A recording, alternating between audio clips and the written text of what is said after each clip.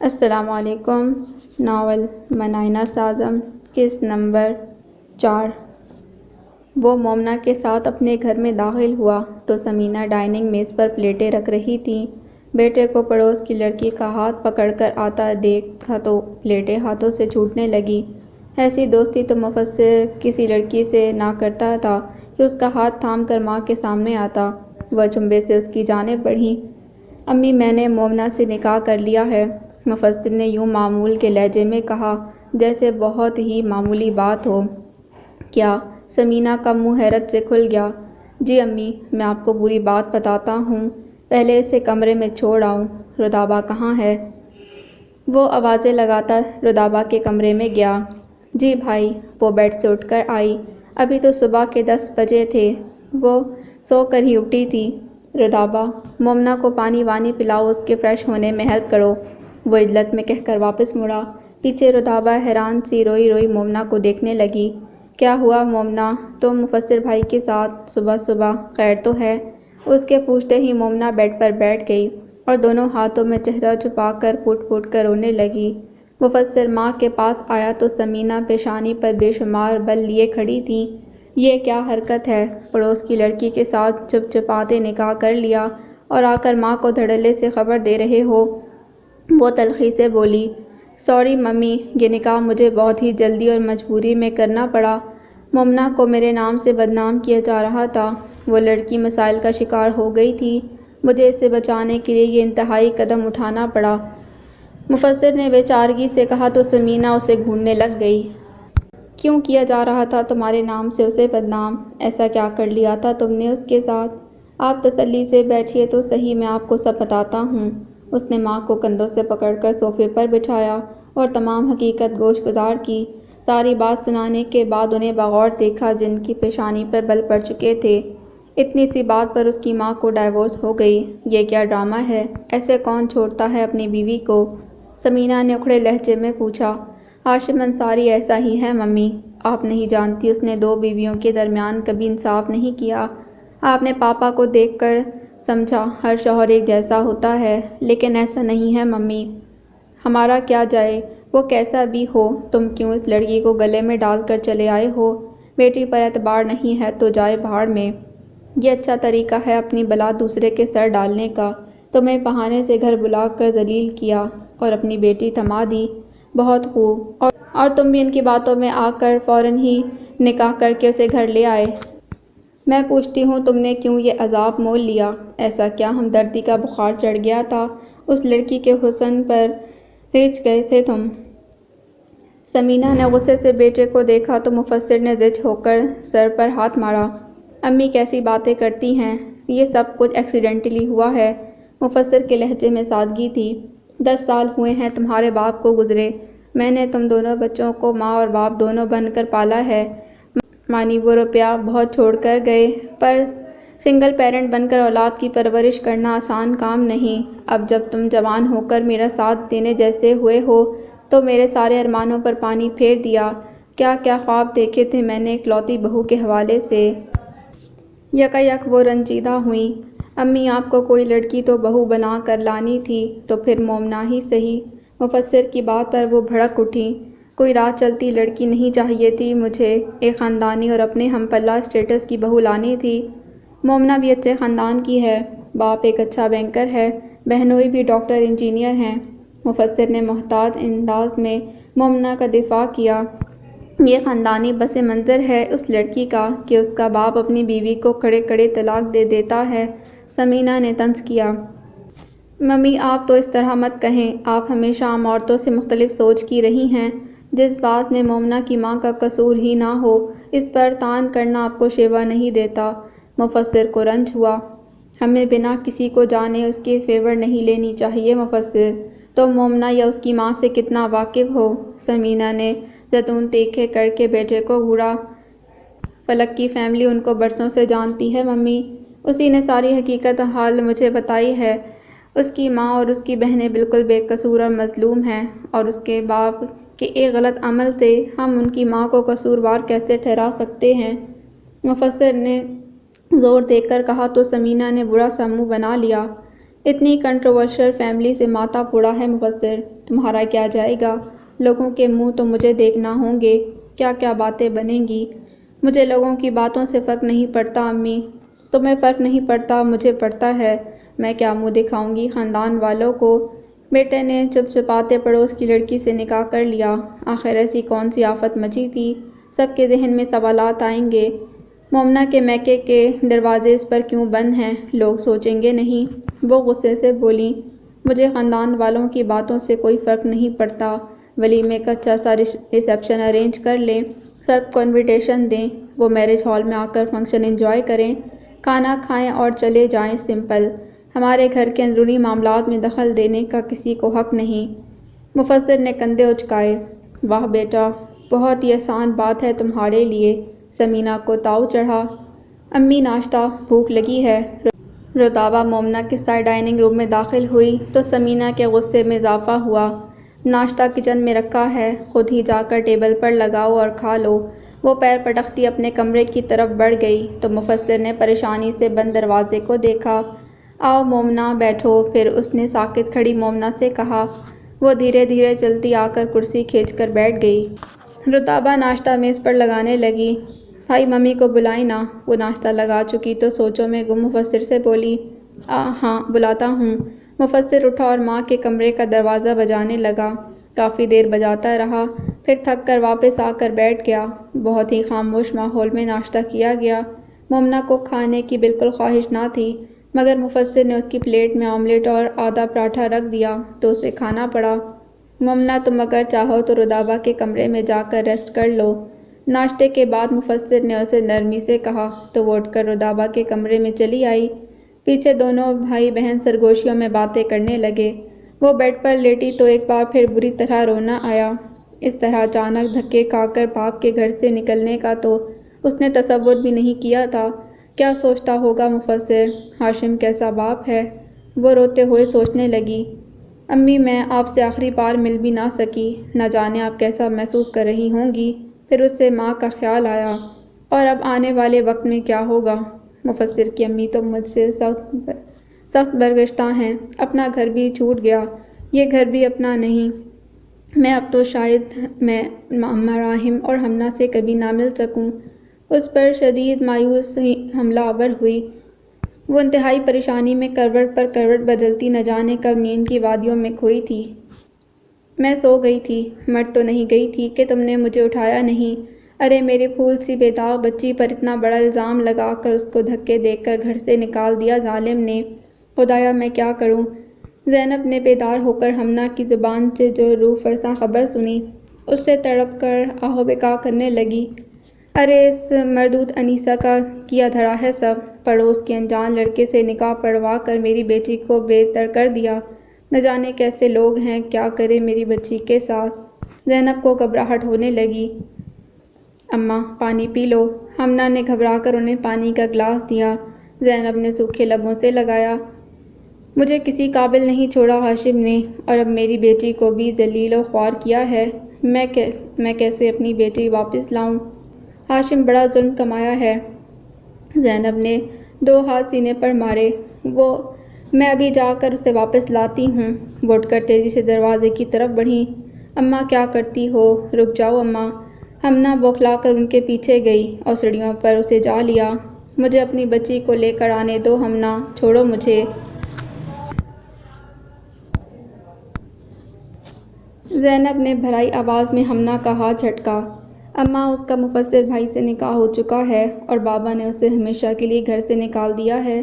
ہمنا نے روحان سی آواز میں یاد دلایا تو زینب جیسے ساکت سی ہو گئی، پھر اپنا سر پکڑ کر سیڑھی پر بیٹھ گئی۔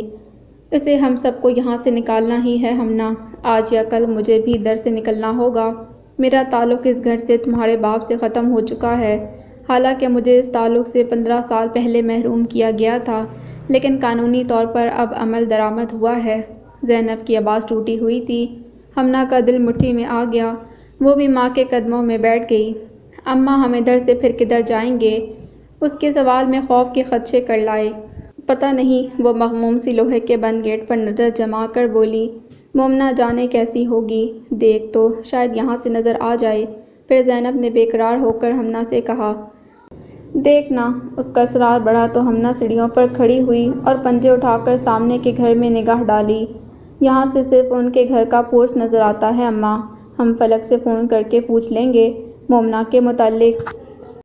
ویسے بہت اچھی فیملی ہے مفسر بھائی کی، اور وہ خود بھی بہت اچھے ہیں، آپ زیادہ فکر مند نہ ہوں، ہمنا نے ماں کو تسلی دی۔ اچھی فیملی کیا ایسی بہو قبول لے گی جس کے باپ نے اپنی بیٹی کو بے عزت کر کے گھر سے نکالا ہو؟ زینب نے یاسیر سے پوچھا۔ ہمنا کے پاس جواب نہیں تھا۔ رشتے ایسے نہیں جڑتے ہمنا، اس طرح آئی لڑکی کی قدر کون کرتا ہے؟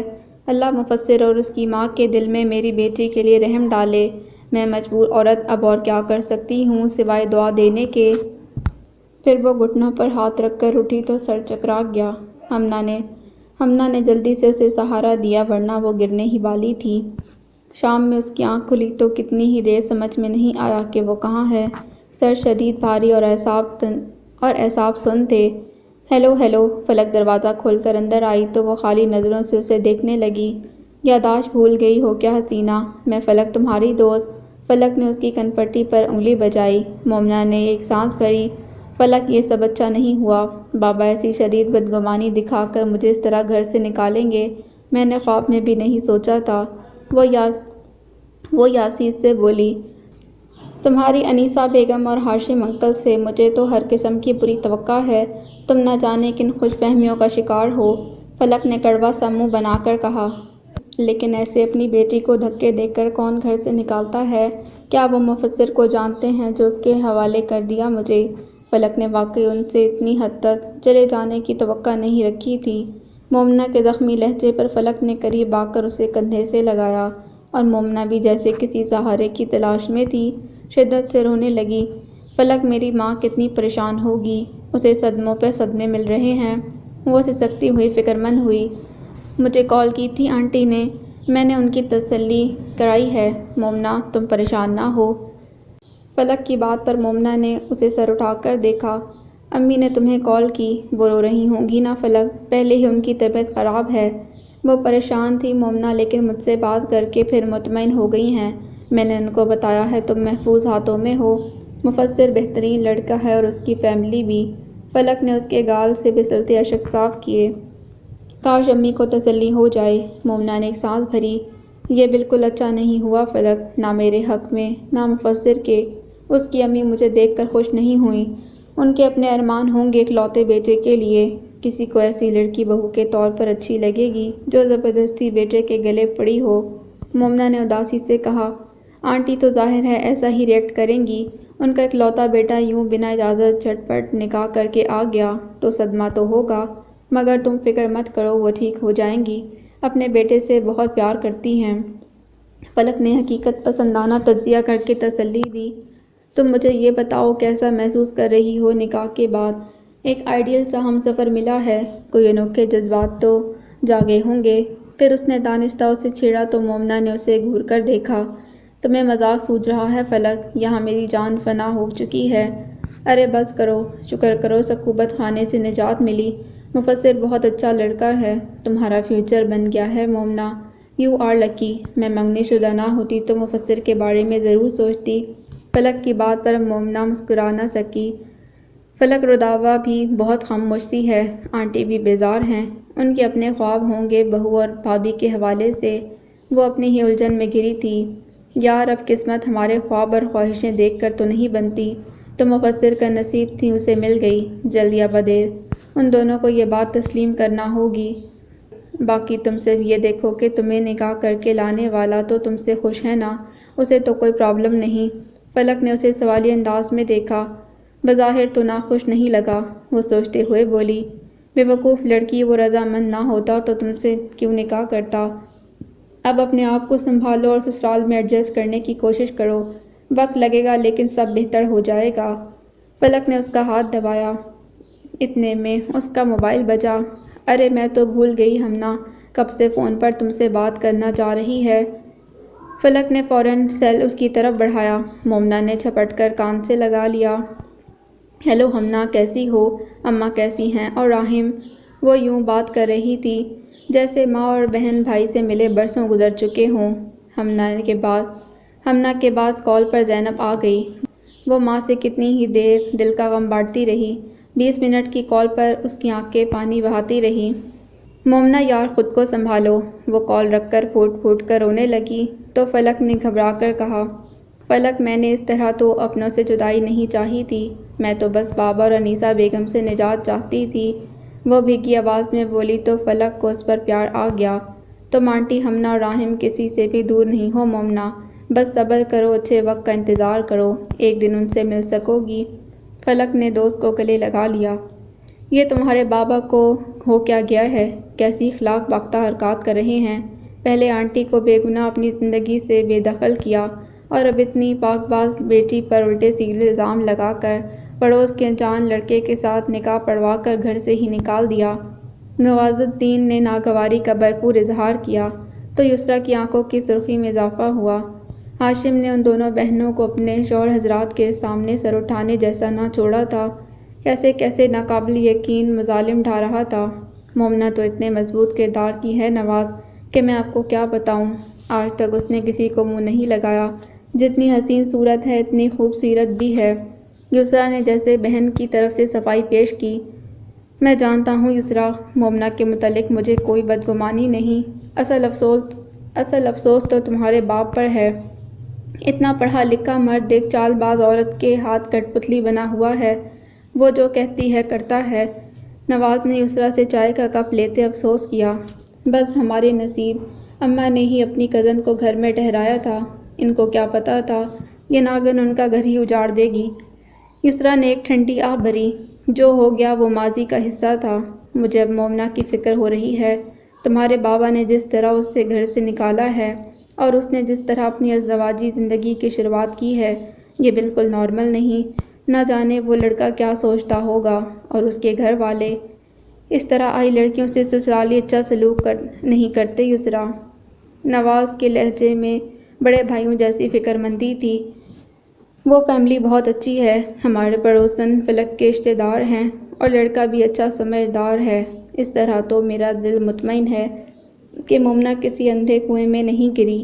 ہاں آپ کی یہ بات سچی ہے کہ ایسے حالات میں آئی بہو سسرالیوں کو پسند نہیں آتی۔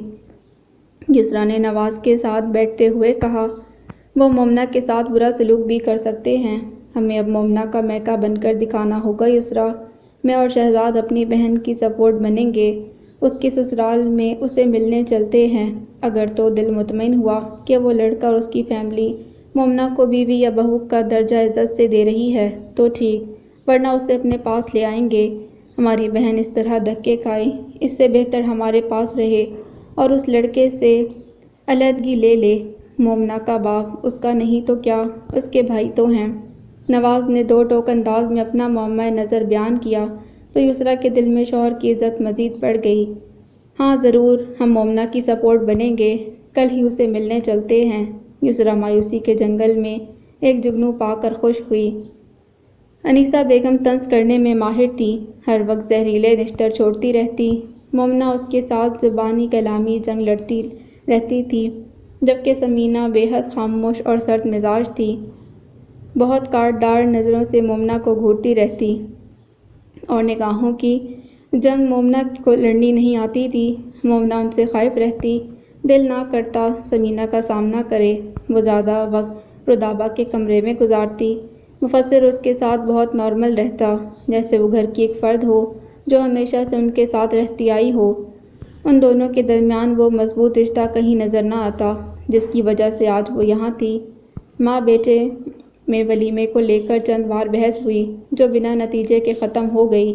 مفسر کا اصرار تھا کہ اس رشتے کو ولیمے کی تقریب کی صورت خاندان والوں کے سامنے لایا جائے، جس پر ثمینہ اپنی خفگی کی وجہ سے رضامند نہیں تھیں۔ ان کو یہ اچانک گلے پڑی بہو ذہنی طور پر قبول کرنے میں دشواری ہو رہی تھی۔ گھر میں تناؤ کا ماحول تھا، پڑوس کی کوئی نہ کوئی عورت بہانے سے تو ٹول لینے آ پہنچتی تھی، جس کو ثمینہ سرد مہری سے دروازے سے لوٹا دیتی۔ کوئی دور پرے کی رشتہ دار خواتین بھی سنگن لینے چلی آئیں، جن کو ثمینہ نے زیادہ منہ نہ لگایا۔ وہ شکر کر رہی تھی کہ میکے اور سسرال دوسرے شہر میں آباد تھے، ورنہ اس واقعے سے سب کے سامنے اس کو کتنی سبکی اٹھانی پڑتی۔ ابھی بھی اڑتی پڑتی خبریں ان تک پہنچ ہی گئی تھیں اور بہانے بہانے سے سمینہ کی نند اور دیورانیاں فون بھی کھڑکا رہی تھیں، پر سمینہ سے واضح طور پر سوال کرنے کی ہمت کسی کی نہیں تھی۔ سمینہ سب سمجھ رہی تھی اور کڑ بھی رہی تھی۔ مفسر نے اسے رشتہ داروں کے آگے نکو بنانے میں کوئی کسر نہ چھوڑی تھی۔ کہاں اس کا معیار اتنا بلند تھا کہ وہ اکلوتے بیٹے کے لیے ان میں سے کسی کی بیٹی نہیں لے رہی تھی، اور کہاں مفسر دھکے دیکھ کر نکالی ہوئی لڑکی کو بیاہ کر لے آیا تھا۔ وہ جتنا غصہ کرتی کم تھا۔ مفسر اور رودابہ ماں سے کم ہی مخاطب ہوتے، وہ ان کو ذرا بھی نہ بخشتی تھیں۔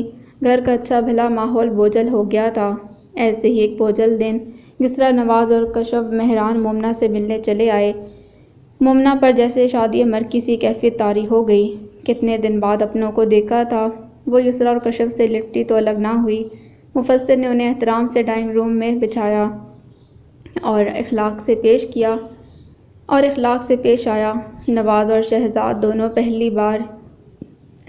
شہزاد دونوں پہلی ہی ملاقات میں اس کے دوست بن گئے۔ نواز نے خاموش اور اداسی مومنہ کے سر پر ہاتھ رکھ کر بڑے بھائی کی طرح مان بڑھایا اور تسلی دی کہ وہ کسی قسم کا خوف دل میں نہ لائے، وہ اسے قطعی بے قصور سمجھتے ہیں اور اس کے ساتھ کھڑے ہیں۔ مومنہ کو یہ سن کر اپنی کھوئی ہوئی خود اعتمادی بحال ہوتی محسوس ہوئی۔ اتنے دن بعد اس نے جیسے کھل کر سانس لیا۔ یسریٰ اور کشف سمینہ کے سرد رویے کے باوجود بہت خوش دلی سے ان سے ملی۔ نواز اور مہران نے بھی خوش اخلاقی سے ان سے دعا سلام کی۔ وہ تھوڑی ہی دیر ان کے پاس بیٹھی، پھر اٹھ کر اندر چلی گئی۔ مفسر اور رودابہ البتہ ایک اچھے میزبان کی طرح آخر تک ان سے گپ شپ کرتے رہے۔ مفسر، ہم اپنی بہن کو اچھے طریقے سے تمہارے ہمراہ رخصت کرنا چاہتے ہیں، تم اجازت دو تو مومنہ کو ہم اپنے گھر لے جائیں اور وہیں سے رخصتی کریں۔ نواز نے محبت سے پیشکش کی تو مفسر نے نفی میں سر ہلایا۔ یہ رخصت ہو کر اپنے بابا کے گھر سے یہاں آ چکی ہے نواز بھائی، اب صرف لوگوں کو ولیمے کا کھانا کھلانا ہے۔ وہ ہلکے پھلکے انداز میں بولا تو نواز نے زیادہ اصرار نہ کیا۔ ان چاروں کے جاتے ہی ایک سنہرے دن کا اختتام ہوا اور مومنہ پھر سے اداسی کی لپیٹ میں آ گئی۔ ہمنہ کا اسکول جانا چھڑوا دیا گیا تھا۔ یہ خبر ہمنہ نے روتے ہوئے مومنہ کو فون پر بتائی تو وہ ساکت رہ گئی۔ ہمنہ اپنی پڑھائی کے لیے کتنی جنونی تھی، یہ سب کو پتہ تھا۔ اس نے منال کی وجہ سے ایک اچھے اسکول سے نکل کر کم درجے کے اسکول میں بھی ایڈجسٹ کر لیا۔ اس کے تعلیم کے حوالے سے کئی خواب تھے جن کو حالات کی سنگینی اور مستقبل کے خدشات بھی ختم نہ کر سکے تھے، اور اب اس کا اسکول چھوٹ گیا تھا۔ اس کی تعلیم ادھوری رہ گئی تھی، صرف اور صرف مومنہ کی وجہ سے۔ اس کا نہ کردہ گناہ نہ جانے اور کیا ستم ڈھانے والا تھا۔ وہ اس خیال سے بے چین ہو کر رونے لگی۔ انیسہ بیگم نے بہت خوبی سے کھیل کھیلا تھا۔ دن کچھ اور اداس اور راتیں کچھ اور بے خواب ہو گئیں۔ وہ اب بھی کمرے سے نہ نکلتی تھی۔ رونے کو بہت سے غم تھے، پریشان ہونے کو بہت سے خیال۔ وہ رودابہ سے بھی زیادہ بات چیت نہ کرتی، بس چپ چاپ ایک کونے میں پڑی رہتی۔ رودابہ نے بھی اسے اس کے حال پر چھوڑ دیا تھا۔ نہ وہ ماں کو سمجھا سکتی تھی، نہ مومنہ کو۔ ویسے بھی اس کی اپنی روٹین تھی۔ اس کے یونی کے سیمسٹر شروع ہو چکے تھے، سو وہ اپنی پڑھائی میں مستغرق ہو گئی تھی۔ مفسر اپنے نئے گھر کو بنوانے میں مصروف تھا، جو تقریباً مکمل تعمیر ہو چکا تھا۔ اب تزئین اور آرائش کا کام ہو رہا تھا، سو فی الحال اسے بھی کچھ اور سوچنے کی فرصت نہ تھی۔ مومنہ کو لگتا وہ ایک فالتو سامان کی طرح وہاں سے یہاں لڑکا دی گئی ہے، جس کی کسی کو خاص ضرورت نہیں۔ پھر ہمنہ ہی کی زبانی راحم کی بگڑتی طبیعت کا پتہ چلا۔ وہ بہت لاغر اور بیمار ہو گیا تھا۔ ہمنہ نے اس کی تصویر مومنہ کو واٹس ایپ کی تو مومنہ کے دل کو دھکا سا لگا۔ وہ سیل فون ہاتھوں میں لیے کتنی دیر تک بھائی کو بھیگی آنکھوں سے دیکھتی رہی۔ یہ موبائل اسے مفسر نے لا کر دیا تھا تاکہ وہ ماں بہنوں سے رابطہ رکھ سکے، لیکن یہ رابطہ تو صرف دکھ کا باعث ہی بن رہا تھا۔ ہر دن ایک بری خبر اسے سننے کو ملتی تھی۔ گھبراہٹ حد سے سوا ہو جائے تو وہ فرار کے راستے ڈھونڈتی ہے۔ مومنہ بھی اب اپنی سوچوں اور تنہائی سے گھبرانے لگی تھی۔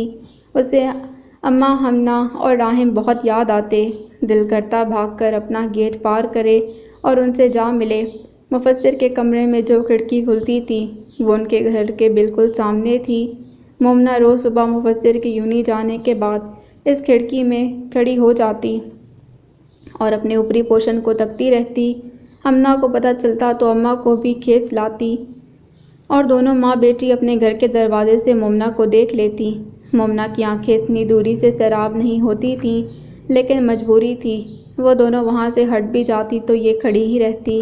جب مفسر کے آنے کا وقت ہوتا تو واپس رودابہ کے کمرے میں چلی آتی۔ صبح کے وقت صرف وہ گھر پر ہوتی اور سمینہ اسے یوں بے نیاز رہتی جیسے گھر میں اس کے سوا کوئی فرد موجود نہ ہو۔ مومنا اسی بے نیازی کا فائدہ اٹھاتی اور گھنٹوں کھڑکی میں کھڑی رہتی۔ اس دن بھی مومنا کھڑکی میں کھڑی تھی کہ اسے نواز بھائی جلد میں سیڑھیاں چڑھتے دکھائی دیے۔ اسے اچنبھا ہوا، بھلا نواز کو کب اجازت تھی اوپر جانے کی؟ پھر اسے اماں دروازے پر بے قراری سے ٹہلتی نظر آئیں۔ وہ نواز کو بازو سے تھام کر کچھ بتا رہی تھیں۔ مومنا پریشان سی ہو گئی۔ اس نے ہمنا کو کال ملائی لیکن وہ ریسیو نہیں کر رہی تھی۔ مومنا کافی دیر ملاتی رہی۔ اس کی نظریں اپنے گھر پر ٹکی تھیں۔ کچھ ہی دیر گزری کہ یسریٰ گاڑی سے اتری اور تیزی سے اندر چلی گئی۔ مومنا کا دل عجیب انداز میں دھڑکا۔ اس کا خیال راحم کی طرف گیا۔ خدایا خیر! وہ پھر سے ہمنا کو فون ملانے لگی۔ اس بار بھی فون اٹینڈ نہیں کیا گیا۔ اس کی ٹانگیں کھڑے کھڑے تھک گئی تھیں تو کرسی پر بیٹھ گئی اور راحم کی صحت یابی کی دعائیں مانگنے لگی۔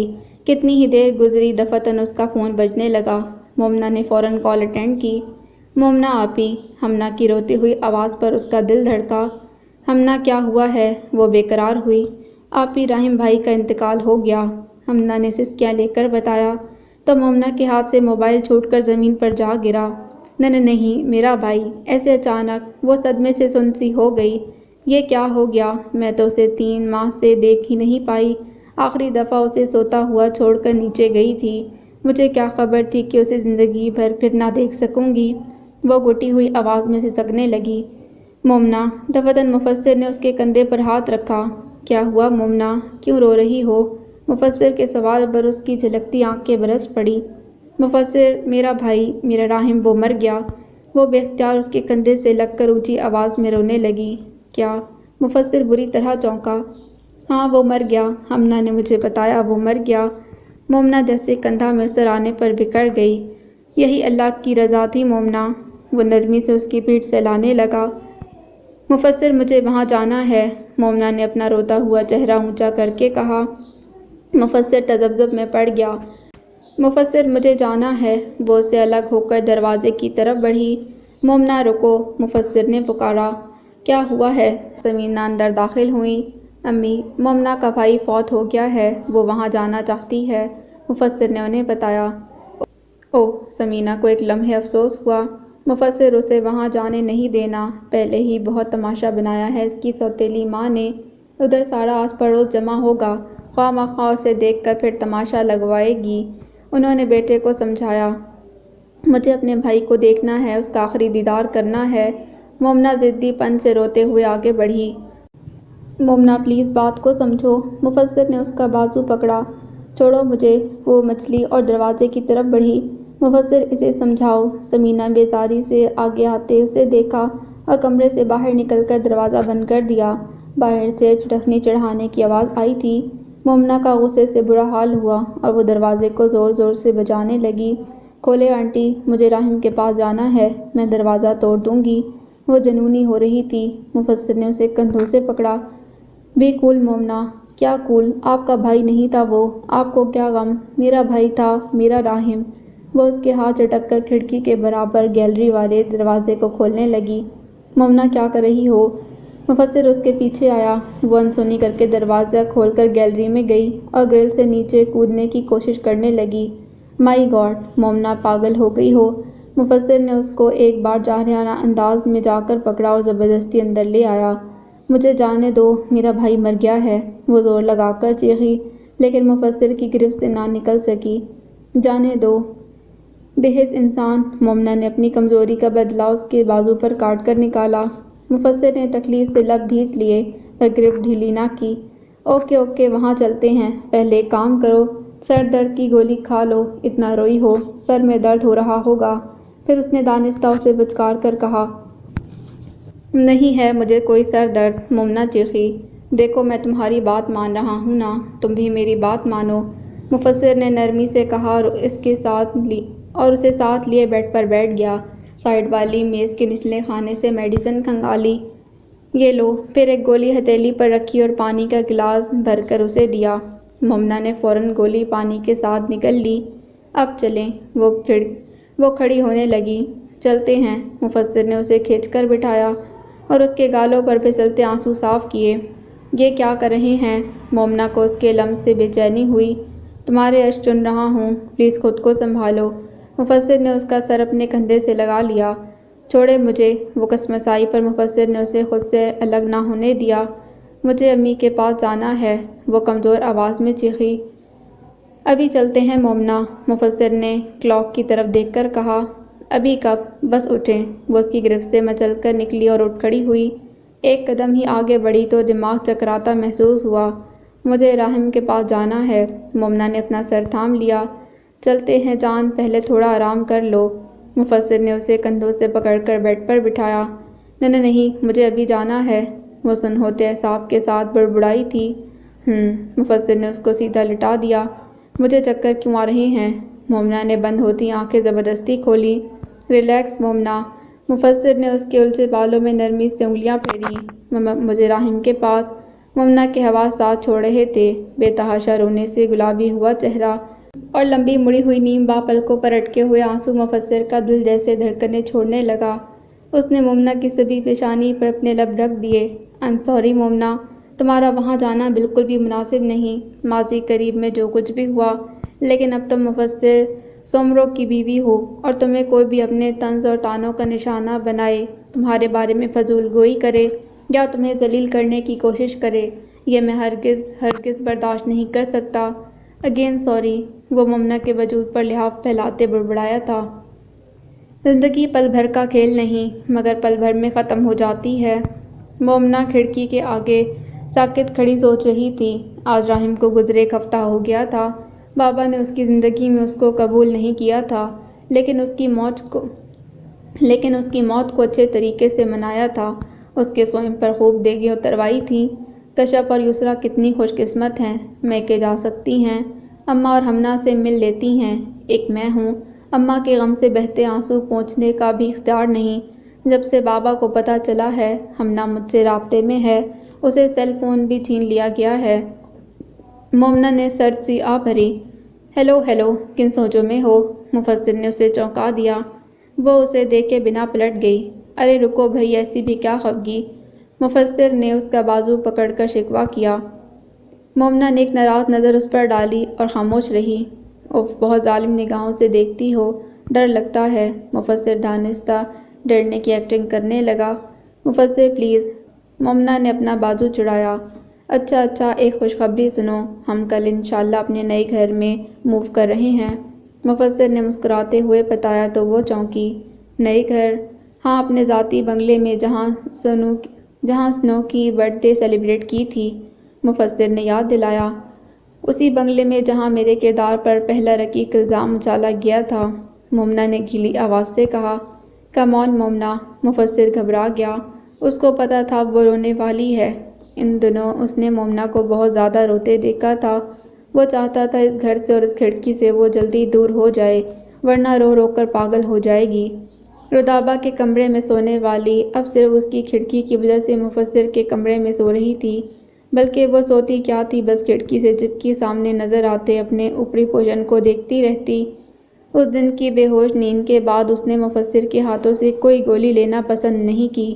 وہ اسے سخت ناراض تھی، اس کی طرف دیکھتی بھی نہ تھی، مگر وہ اس کا خیال رکھتا تھا، اپنی مصروفیات سے ٹائم نکال کر اس کے ساتھ بیٹھتا، اصرار کر کے اسے کھانا کھانے پر مجبور کرتا۔ مومنہ اس کے سامنے چلنے والے زہر مار کرتی، تب وہ تھوڑا مطمئن ہوتا، اور وہ اس کے لیے ڈھیروں کپڑے اور ضرورت کی چیزیں بھی لے آیا تھا۔ اس کی کوشش ہوتی کہ مومنہ اس اداس فیس سے نکلے۔ مومنہ کو اپنے سر پر سوار یہ بندہ بیزار کرتا۔ اسے اکیلے میں اپنے دکھوں پر رونا تھا، لیکن مفسر اسے تنہا چھوڑتا ہی نہیں تھا۔ کبھی اسے اپنی طرف متوجہ کرنے کو ایویں باتیں شروع کر دیتا، کبھی اپنی بلی اس کی گود میں ڈال دیتا۔ وہ بری طرح اچھلتی تھی، اسے بلیوں سے عجیب سی چڑ تھی، لیکن سنو بھی اپنے مالک کی طرح مہا ڈھیٹ تھی۔ وہ جتنا اسے دور کرتی وہ اتنا ہی اس کے ساتھ چپکتی تھی، اور آج تو اس گھر میں اس کھڑکی کے آگے کھڑے ہونے کی اس کی آخری رات تھی۔ پھر تو وہ اپنے گھر کو، وہاں چلتے پھرتے پیارے لوگوں کو کبھی نہ دیکھ سکتی تھی۔ آج رات اس کا رونا اور بہت زیادہ رونا بنتا بھی تھا۔ تمہیں اپنے بھائی سے بہت محبت تھی مومنا۔ وہ رات کے سناٹے میں اپنے گھر کے در و دیوار پر نظریں جمائے کھڑی تھی کہ مفسر نے اس سے سرگوشی میں پوچھا۔ راحم کی شبیہ مومنا کی آنکھوں کے آگے لہرائی تو دو آنسو گالوں پر پھسل گئے۔ تھی نہیں ہے، اس نے بوجھل آواز میں تصحیح کی۔ میں نے اسے کبھی دیکھا نہیں مومنا، لیکن اس پر رشک ضرور آتا ہے۔ تم اسے اتنی محبت کرتی ہو؟ مفسر نے کہا تو مومنا نے چونک کر اسے دیکھا اور وہ بالکل اس کے قریب کھڑا تھا، ایک وجیح اور ہر لحاظ سے پرفیکٹ انسان، ایک نارمل لڑکے پر رشک کر رہا تھا۔ مومنا کو اچنبھا ہوا۔ وہ میرا بھائی تھا، اسی لیے مجھے اس سے محبت ہے، ورنہ لوگوں کو اس کے ساتھ صرف ہمدردی ہوتی تھی یا نفرت۔ مومنا نے حقیقت پسندی سے کہا۔ کیوں اب نارمل افراد محبت کے لائق نہیں ہوتے؟ مفسر نے پوچھا۔ وہ تو زندگی جینے کے بھی حقدار نہیں ہوتے مفسر، ان کو معاشرہ صرف ایک بوجھ سمجھتا ہے، اور معاشرے کی کیا بات کریں، ان کو تو کبھی کبھار اپنا سگا باپ بھی۔ مومنا کا گلا رن گیا۔ انہوں نے تو اپنی نارمل اولاد کی بھی قدر نہیں کی۔ مفسر اس کا اشارہ سمجھ کر بولا۔ اولاد نہیں، بیٹیاں، مومنا نے تلخی سے کہا۔ بیٹیاں اولاد نہیں ہوتی کیا؟ مفسر نے بھویں اچکا کر پوچھا۔ پتہ نہیں، مومنا کے چہرے پر دکھ کے سائے لہرائے۔ انہیں مشال اور منال سے تو محبت ہے، حالانکہ وہ بھی بیٹیاں ہی ہیں۔ مفسر نے ایک نکتہ اٹھایا۔ مومنا سوچ میں پڑ گئی۔ شاید ماں کا فرق ہے، وہ انیسہ بیگم کی بیٹیاں ہیں اور ہم زینب کی۔ پھر وہ تلخی سے بولی۔ اچھا ادھر آؤ، ہم ان پریشان کن باتوں سے ہٹ کر کچھ اچھی باتیں کرتے ہیں، کچھ خوشی کی باتیں، کچھ امید کی باتیں۔ مفسر نے بے تکلفی سے اس کا ہاتھ تھاما اور اسے بیڈ پر لے آیا۔ میرے پاس اس قسم کی باتوں کا کوئی اسٹاک نہیں ہے، وہ بے رخی سے بولی۔ میرے پاس تو ہے، اب تک صرف اپنی سناتی آئی ہو، کبھی میری بھی سنو۔ وہ اس کی آنکھوں میں دیکھ کر بولا تو مومنا کو عجیب سا احساس ہوا۔ رات کے اس پہر وہ مفسر کے ساتھ اکیلی تھی، یہ سوچ اسے سراسیمہ کر گئی۔ مجھے کچھ نہیں سننا، وہ اس کے ہاتھوں میں دبا اپنا ہاتھ چھڑا کر بولی۔ یہ تو بے ایمانی ہے مومنا، تمہارے آنسو میرے کالر پر ابھی بھی لگے ہیں، اتنا روئی ہو میرے کندھے پر سڑک کر، اب اپنے لبوں کی ہنسی کا رنگ بھی میرے شانوں کو عطا کرو، وہ اس کی گھبراہٹ سے لطف لے کر بولا۔ مومنا نے خفا سی نظر اس پر ڈالی۔ مفسر کی بادامی آنکھوں میں شرارت رقصاں تھی۔ مجھے نیند آ رہی ہے، میں رودابا کے روم میں جا رہی ہوں۔ وہ دل کی بے ہنگم دھڑکن پر قابو پا کر اٹھی۔ اوکے، لائٹ آف کر کے جانا، گڈ نائٹ۔ مفسر نے خلاف توقع اس کا ہاتھ چھوڑ دیا۔ مومنا نے اس پل پل بدلتے لڑکے کو دیکھا، پھر اس کی نظر کھڑکی کی طرف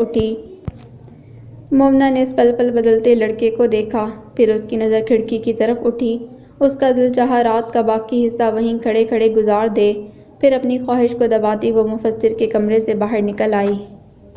ہم نے یہ گھر بیچ دیا ہے، ہماری فیملی تو کراچی شفٹ ہو رہی ہے، تم لوگ بھی اپنا بوریا بستر سمیٹو اور جہاں جی چاہے چلی جاؤ۔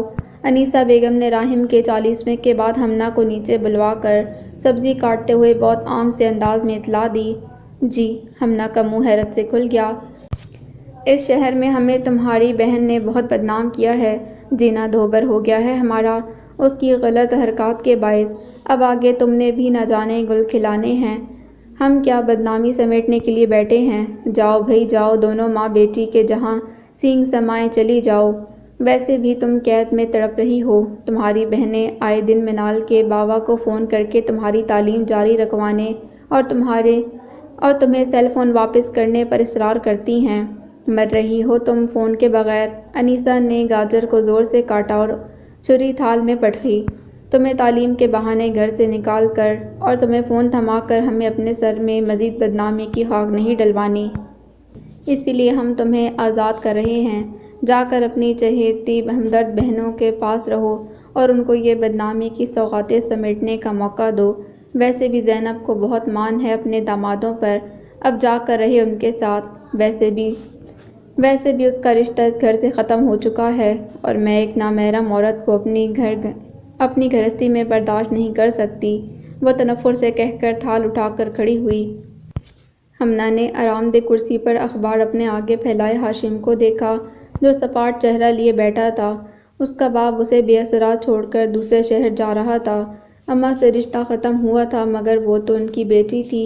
ابھی تک کیوں کھڑی ہو؟ سنا نہیں انیسہ نے کیا کہا ہے؟ ہاشم نے اخبار کا صفحہ پلٹایا تو وہ اسے ہنوز کھڑے دیکھ کر ناگواری سے کہا، آپ یہ گھر بیچ رہے ہیں بابا؟ آپ مجھے بھی گھر سے نکال رہے ہیں؟ ہمنا نے پہلی بار بھیگی آواز سے شکوہ کیا۔ کیوں خوش نہیں ہوئی؟ تمہیں اور تمہاری ماں کو اب ہر معاملے میں آزاد کر کے جا رہا ہوں۔ اپنی منمانیاں کرنا تم لوگ۔ بہت شوق ہے مومنہ سے رابطے رکھنے کا، رکھو اب کھل کر رابطے۔ ہاشم اخبار میز پر پٹک کر کھڑا ہوا۔ آپ اندر چلیے ہاشم، ویسے بھی آپ کا بی پی شوٹ کر جاتا ہے، ان بے شرموں کا کیا ہے؟ آپ اپنی طبیعت مت خراب کریں۔ انیسہ بیگم نے ہاشم کے قریب جا کر تنفر سے کہا، صحیح کہہ رہی ہو بیگم۔ وہ ہمنا کو گھورتے اندر چلا گیا۔ ہمنا بھرے دل سے سیڑھیاں چڑھنے لگی۔ پہلے اتنی قید کے سانس تنگ پڑ گیا اور اب ایسی آزادی جس کی حاجت بھی نہیں۔ وہ مغموم ہو کر دروازے کی چوکھٹ پر بیٹھ گئی۔ وہ نئے بنگلے میں بولائی بولائی سی پھرتی۔ ثمینہ اور رودابہ تو انٹیریئر ڈیکوریشن سنوارنے میں مصروف تھیں۔ دل خوش تھا تو دلچسپی بھی تھی۔ مومنہ کے تو سارے جذبات مانو مر چکے تھے، پھر وہ کسی بات میں شامل کی جاتی تو شامل ہوتی۔ ایسے لگتا تھا زندگی نے اسے ایک آزمائش سے نکال کر دوسری میں ڈال دیا ہے۔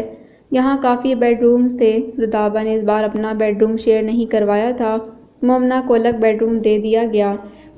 مومنہ کو یہ بات ہی ٹھیک لگی، وہ اپنے روم میں کھل کر رہ سکتی تھی۔ رودابہ کے ساتھ ایسا ممکن نہ تھا۔ مفسر بھی نئے گھر کی نئی مصروفیات میں مگن تھا۔ اس کی اپنی زمینوں پر آئے دن چکر لگتے رہتے تھے۔ مومنہ کو لگتا وہ اسے یہاں لا کر اسے غافل ہو چکا ہے۔ مومنہ چند دن جو اس کی توجہ کی عادی ہوئی تھی، اس کی بے پرواہی پر بجھنے لگی۔ اس نے خود کو سرزش کی کہ مگر دل کو نہ منا سکی۔ اسے عجیب سے خدشے ستانے لگے تھے، مفسر کہیں ماں کے کہنے میں آ کر اسے چھوڑ نہ دے۔ اپنایا تو اس نے ابھی بھی نہیں تھا، مگر چھوڑ دینے کا وہمہ مومنہ کی سانس کھینچ لیتا تھا۔ کیا اسے مفسر سے محبت ہو رہی تھی؟ وہ خود سے یہ سوال کرتے ہوئے کتراتی تھی۔ انیسہ بیگم کا سامان گاڑیوں میں رکھوایا جا رہا تھا۔ یسریٰ اور نواز نے زینب اور ہمنا کو بس اپنی ضروری اشیاء اٹھانے کو کہا، سو ان کے ساتھ 2 بیگ ہی تھے اور راحم کی وہیل چیئر، جس کو زینب کسی صورت چھوڑنے پر تیار نہ تھی۔ اس چیئر پر راحم نے ایک عرصہ گزارا تھا، اس کا لمس کرسی سے لپٹا ہوا تھا، زینب اسے کیسے چھوڑ دیتی؟ وہ گیٹ سے باہر نکلے تو ہمنا نے ایک حسرت زدہ الوداعی نظر اپنے گھر پر ڈالی۔ یہ گھر جہاں اس نے آنکھ کھولی تھی، پاؤں پاؤں چلنا سیکھا تھا، اسی گھر کے آنگن میں وہ روئی بھی تھی، ہنسی بھی تھی۔ کتنی یادیں ان در و دیوار سے لپٹی ہوئی تھیں، جن کو آج ہمیشہ کے لیے چھوڑ جانا تھا۔ اس کی آنکھوں سے آنسو قطروں کی صورت گرنے لگے، یہاں تک کہ وہ 2 منزلہ عمارت دھندلا گئی۔ گھر کے آگے کچھ سوزوکی گاڑیاں سامان سے بھری کھڑی تھیں۔ یہ انیسہ بیگم کا سامان تھا۔ وہ بھی آج یا کل دوسرے شہر شفٹ ہونے والے تھے۔ ان کی یہی شفٹنگ دیکھ کر زینب نے پریشانی سے ساتھ والوں کے گھر سے یسریٰ کو فون کیا تھا۔ یسریٰ یہ سن کر پریشان ہو گئی اور اس نے میاں کو بتایا تو نواز فوراً ہی زینب اور ہمنا کو اپنے گھر لانے کے لیے تیار ہو گیا۔ ڈاکٹر علیم الدین نے بھی بیٹے کے اس اقدام کی تائید کی۔ کچھ ہی ماہ قبل نواز کی ماں دنیا سے رخصت ہو گئی تھی، جس سے گھر میں سوگوار سا ماحول پھیلا تھا۔ اب جو زینب اور ہمنا گھر میں آئیں تو یسریٰ کو گھر بارونق اور بھرا بھرا سا لگنے لگا۔ وہ ماں اور بہن کی اچانک دربدری سے گھبرا گئی تھی، لیکن نواز نے اسے حوصلہ دیا اور اتنا ایثار کیا کہ وہ خود کو اس کی مکروہ سمجھنے لگی۔ نواز نے ہاشم سے کسی قسم کا سوال کیا تھا، نہ ہی اسے سمجھانے کی کوشش کی تھی۔ اسے معلوم تھا کہ یہ شخص کبھی نہیں سمجھے گا۔ یہ مکمل طور پر دوسری بیوی کے ہاتھوں میں تھا، وہ جیسے چاہے اسے گھمائے۔ زینب کے دل میں ابھی بیٹے کی جدائی کا صدمہ تازہ تھا کہ ایک اور غم اس کا نصیب بنا تھا۔ وہ تنگی ترشی اور تکلیفوں میں بھی اپنے شوہر کے گھر گزارا کر رہی تھی۔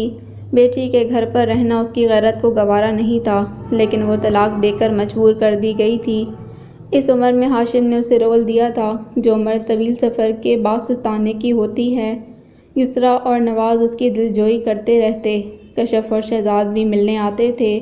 نواز نے ہمنا کا ایڈمیشن ایک بہت اچھے اسکول میں کرا دیا تھا۔ اس کے کافی ماہ گھر میں رہ کر ضائع ہو گئے تھے، لیکن سب کو یقین تھا کہ وہ اتنی ذہین تھی، کچھ دنوں میں سب کور کر سکتی تھی، اور یہی ہوا۔ ہمنا نے دوبارہ پڑھائی میں منہمک ہونے میں دیر نہیں لگائی تھی۔ نئے گھر میں شفٹ ہوئے انہیں 2 ماہ ہو گئے تھے۔ اس عرصے میں مفسر کی لاہور اور اسلام آباد رہنے والی خالہ اور پھوپھیوں کے تہنیتی پیغامات ثمینہ کو موصول ہونے لگے تھے۔ اب ان لوگوں کا ثمینہ کے پاس آ کر انہیں نئے گھر کی مبارکباد دینے کا پروگرام بھی بن رہا تھا۔ ثمینہ کے تو یہ سن کر مانو ہاتھ پیر پھول گئے۔ وہ مومنہ کا سوچ کر پریشان ہو گئی، جس کی موجودگی ان کے رشتہ داروں کے لیے ایک سوالیہ نشان ہوتی، اور اس کی مفسر کے ساتھ آنن فانن نکاح کی داستان باعث شرمندگی۔ ان کو دور رہ کر جو بھی پتہ چلا، یہاں آ کر حقیقت حال دیکھ کر اس پر مہر ثبت ہو جانی تھی۔ وہ حد درجہ فکر مندی کا شکار ہوئی۔ پھر ایک حل سوچ کر وہ مفسر کے پاس آئی۔ مومنہ کو اس کی بہن کی طرف بھیج دو مفسر، ہم شادی کے انتظامات کر لیتے ہیں، اسے وہیں سے رخصت کروا کر لے آئیں گے۔ پھیکے دل سے بیٹے کو مشورہ دیا۔ مفسر ماں کی بات پر خوشگوار حیرت میں پڑ گیا۔ اس کی کیا ضرورت ہے امی، ہم بس ولیمے کا ریسیپشن رکھ لیتے ہیں، سب کو دعوت پر بلا لیں گے، وہ لاابالی انداز میں بولا۔ جھلے ہو گئے ہو، لوگ کیا سوچیں گے، لڑکی پہلے سے ہی گھر میں موجود ہے، میں کیا بتاؤں گی خاندان والوں کو کہ یہ لڑکی کے بابا نے زبردستی ہمارے گلے میں ڈال دی ہے، ثمینہ نے غصے میں آ کر کہا تو مفسر نے اپنے لب بھینچ لیے۔ امی آپ بار بار اس بات کو برے طریقے سے کیوں دہراتی ہیں؟ کیونکہ سچائی یہی ہے، ثمینہ نے تیوری چڑھا کر کہا۔ خیر جو میں کہہ رہی ہوں تم وہ کرو، مومنہ کو اس کی بہن کے گھر بھجوا دو، ثمینہ نے حتمی لہجے میں کہا۔ مفسر مصلحتاً خاموش ہو گیا۔ میرے ارمان تو تمہاری شادی پر بہت زیادہ خوشیاں منانے کے تھے، لیکن قسمت میں یوں ہی لکھا تھا۔ پھر انہوں نے آہ بھری۔ تو اب ارمان پورے کر لینا، کوئی روک رہا ہے آپ کو؟ مفسر نے دانستہ ہلکے پھلکے لہجے میں کہا۔ ہاں میں نے بڑے ارمانوں سے پسند کی ہے اکلوتی بہو جو ارمان پورے کروں۔ ثمینہ نے خفگی سے بیٹے کو دیکھا۔ امی آپ نصیب کو مانتی ہیں نا، بس یہ سمجھ لے مومنہ ہی بہو بن کر اس گھر میں آنی تھی۔ مفسر نے ان کو کندھوں سے تھام کر پریقین انداز میں کہا تو انہوں نے اونہوں کہہ کر سر جھٹکا۔ مومنہ اپنی ضروریات کا سامان ریڈی کر لو، تمہیں یسریٰ آپی کے گھر چھوڑنا ہے۔ مفسر نے اسے اچانک کہہ کر چونکا دیا۔ کیا؟ وہ بیٹے سے کھڑی ہو گئی۔ کیوں بھئی تمہاری سماعت کام نہیں کر رہی؟ میں نے کہا تیار ہو جاؤ یسریٰ آپی کے گھر جانے کے لیے۔ مفسر نے اس کے کان کے قریب آ کر کہا۔ مومنہ کا دل عجیب سے انداز میں دھڑکا۔ کیوں؟ اس نے کسی خدشے کے تحت پوچھا۔ کیونکہ اب تمہیں وہیں رہنا ہوگا، مفسر نے اس چہرے کو بغور دیکھتے سنجیدگی سے کہا۔ لیکن کیوں؟ مومنہ نے سراسیمہ ہو کر اسے دیکھا۔ کیونکہ مجھے تمہیں آفیشلی رخصت کروا کر اپنے گھر میں لانا ہے، اسی لیے کچھ دن تمہیں وہاں رہنا ہوگا تاکہ ہمیشہ کے لیے میرے پاس آ سکو۔ مفسر نے اس کو مزید ستانے کا ارادہ ترک کر کے سرگوشی میں کہا تو مومنہ جیسے پرسکون ہوئی۔ میرا دل تو چاہتا ہے تمہیں یہاں سے کہیں جانے ہی نہ دوں، لیکن یہ ظالم دنیا کے رسم و رواج۔ اس نے آگے بڑھ کر مومنہ کا ملائم ہاتھ اپنے ہاتھ میں لیا تو مومنہ بلش ہو کر پیچھے ہٹی۔ تمہارا دل چاہتا ہے مجھ سے دور جانے کا؟ وہ شرارت سے پھر پاس آیا اور اس کی آنکھوں میں جھانک کر بولا۔ مومنہ کی نظریں جھک گئیں۔ بتاؤ مومنہ، مفسر نے اصرار کیا۔ مردانہ پرفیوم کی خوشبو مومنہ کے حواس مختل کرنے لگی۔ مومنہ، اس نے دھیرے سے اس کا ہاتھ دبایا۔ نہیں، مومنہ نے یک لفظی جواب دیا۔ کیا نہیں؟ مفسر مزید شرارت پر آمادہ ہوا۔ مفسر پلیز، وہ اس کی طرف بے بسی سے دیکھ کر بولی۔ کیا پلیز؟ وہ ہنسا۔ مجھے تیار ہونے دیں، اس نے دھیمی آواز میں کہا۔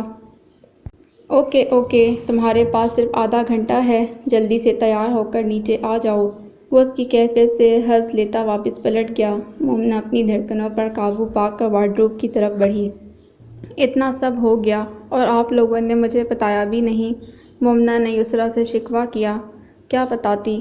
میں نے سوچا تم اپنے نئے گھر میں ایڈجسٹ کرنے کی کوششوں میں لگی ہوئی ہو، ان باتوں کو سن کر اور پریشان ہو جاؤ گی، یسریٰ نے توضیح دی۔ پھر بھی آپی، بابا نے اتنا بڑا فیصلہ کیسے کر لیا؟ مومنہ نے رنجیدگی سے کہا۔ بس کیا کہیں، روزِ قیامت خود ہی حساب ہوگا، یسریٰ نے ایک سانس بھری۔ لیکن آنن فانن گھر بیچ کر دوسرے شہر شفٹ ہونے کا الزام انیسہ بیگم میرے سر کیوں ڈال رہی ہیں؟ خود ہی مجھے زمانے بھر میں بدنام کیا، پھر خود ہی رونا ڈال دیا، مومنہ نے غصے سے کہا۔ جانے دو مومنہ، شکر کرو اللہ نے تمہارا نصیب اچھا بنا دیا، تمہارے ساتھ اتنا برا نہیں ہوا جتنا انیسہ بیگم چاہتی تھی، یسریٰ نے رسان سے سمجھایا۔ اور اچھا ہی ہوا ہم نہ اس عذاب سے نکل آئی، ورنہ دن بدن انیسہ بیگم اس پر ٹارچر بڑھاتی جا رہی تھی، ہم نہ تو اکیلی اس اذیت ناک ماحول میں پاگل ہی ہو جاتی۔ پہلے تو ہم بہنیں ساتھ تھے، اب تو اماں بیچاری خود اپنے ساتھ ہوئے المیے اور راحم کی جدائی کے غم سے نڈھال ہیں، ہمنہ کو کیا سنبھالتی؟ کشف نے بھی لب کشائی کی۔ لیکن مہران کہتے ہیں انیسہ بیگم کا گھر بیچ کر جانے کا ایک مقصد ہے، وہ بابا کی جائیداد میں سے ہم بہنوں کو کوئی حصہ نہیں دینا چاہتی تھیں، اسی لیے یہاں سے چلی گئیں۔ کشف کی بات پر وہ دونوں چونکی۔ ہاں یہ بھی ہو سکتا ہے وہ ہمارے سرتاجوں سے خائف ہو گئی ہوں کہ اب ہم اپنے مردوں سے مضبوط ہو گئی ہیں اور ان کے ساتھ کھڑے ہو کر اپنا حق مانگیں گی۔ یسریٰ نے ایک نکتہ اٹھا کر سر ہلایا۔ ایگزیکٹلی، اور ہماری ماں کو ڈائیورس بھی اس عورت نے اسی لیے دلوائی ہے کہ کل کو بابا کے گزر جانے کے بعد ان کی پینشن اور دوسرے واجبات پر ہماری ماں کا حق قائم نہ رہے۔ کشف نے مزید ذہن لڑایا تو انیسہ کے ارادے روزے روشن کی طرح ان پر عیاں ہو گئے۔ ایک عجیب سی افسردگی نے ان بہنوں کو اپنی لپیٹ میں لے لیا۔ ہم صرف انیسہ بیگم پر الزام دھرے جا رہے ہیں، حالانکہ دیکھا جائے تو ہمارا باپ پوری طرح اس کے ساتھ شامل ہے، مومنہ نے دلگیر لہجے میں کہا۔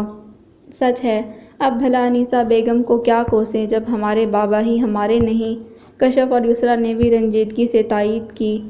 آخری وقت تک نواز نے بابا کو سمجھانے کی بہت کوشش کی، لیکن وہ کچھ سننے کو تیار نہیں تھے۔ نواز کو بھی جھڑک دیا کہ تم ہوتے کون ہو مجھے سمجھانے والے؟ یسریٰ نے افسوس سے بتایا۔ بس اب یہ ٹاپک کلوز کرو، انیسہ بیگم کو ہم نے اپنے حصے کی ہر چیز صدقہ کر دی، اللہ ہمیں اپنے گھروں میں خوشحال رکھے۔ کشف ہمنہ کو آتے دیکھ کر سنبھل کر بولی۔ اور سناؤ بی بنو، اپنا گھوٹ یاد تو نہیں آ رہا؟ اتنے دن اس کے ساتھ رہی ہو؟ پھر دانستہ شرارتی لہجے میں مومنہ سے پوچھا۔ کوئی نہیں، مومنہ جھیپ گئی۔ اب چھپاؤ مت، یسریٰ نے بھی خوش دلی دکھائی۔ مفسر بھائی تو شروع سے ہی مومنہ آپی کو پسند کرتے تھے، ہمنہ نے پاس آ کر بیٹھتے کہا۔ ارے وہ کیسے؟ یسریٰ حیران ہوئی۔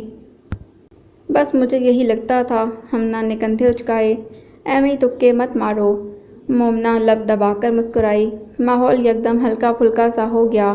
زینب ان کے درمیان آ کر بیٹھی تو بیٹیاں کھل کر ہنس بول رہی تھیں۔ اس نے بھی اپنے درد دل میں دبا کر ان کی دائمی خوشیوں کی دعا مانگی۔ شادی کا ریسیپشن اتنا شاندار تھا کہ زینب کی ساری کلفتیں جاتی رہیں۔ اس کی بیٹی پر بدنامی کا جو لیبل لگا تھا آج دھل گیا تھا، اللہ نے اسے عزت سے رخصت ہونے کی سبیل کر دی تھی۔ نواز اور شہزاد بالکل بڑے بھائیوں جیسا حق ادا کر رہے تھے۔ انہوں نے مفسر کے انکار کے باوجود مومنہ کو اچھا خاصا جہیز دیا تھا۔ ثمینہ کسی حد تک بیٹے کی شادی میں خوش دکھائی دے رہی تھیں، آخر خاندان کے لوگ جمع تھے۔ مومنہ دلہن کے روپ میں حسن کا ایک ایسا پیکر لگ رہی تھی کہ اس پر پڑنے والی نگاہیں ہٹنے کو آمادہ نہ ہوتیں۔ مفسر تو اس کے بالکل ساتھ ہی بیٹھا تھا اور اس کی نظر بار بار مومنہ کے خوبصورت سراپے سے الجھتی تھی، وہ سادگی میں ہی ایک روشنی کی طرح چمکتی تھی، اب دعاتشاں ہو کر تو آگ بنی بیٹھی تھی۔ رخصتی کے وقت مومنہ ماں اور بہنوں سے مل کر یوں ٹوٹ کر روئی جیسے آج ہی ان سے رخصت ہو رہی ہو۔ زینب آبدیدہ تھی، مگر بیٹی کو تسلی تفشی دے کر کار میں بٹھایا۔ آج تو خوشی کا دن تھا، پر دل بھر بھر آ رہا تھا۔ مومنہ گاڑی میں بیٹھ کر بھی سسکیاں بھرتی رہی۔ مفسر نے اس کے شانے پر اپنا ہاتھ پھیلا لیا، وہ ایک دم چپ ہو گئی۔ اتنا کوئک رسپانس، کاش میں پہلے ہی تمہیں چھو لیتا تو آنسوؤں کے اتنے دریا نہ بہاتی۔ وہ جھک کر اس کے کان میں بولا تو مومنہ بلش ہو گئی۔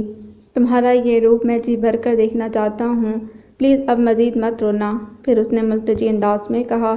مومنہ جھجک کر اس سے دور ہٹی تو گاڑی کے دروازے سے جا لگی۔ آج کیا پھر سے چھلانگ لگانے کا موڈ ہو رہا ہے؟ مفسر کا لہجہ متبسم ہوا تو وہ جھیپ گئی، پھر دزدیدہ نظروں سے دیکھا۔ مفسر کا کزن کار ڈرائیو کر رہا تھا اور ثمینہ فرنٹ سیٹ پر تھیں۔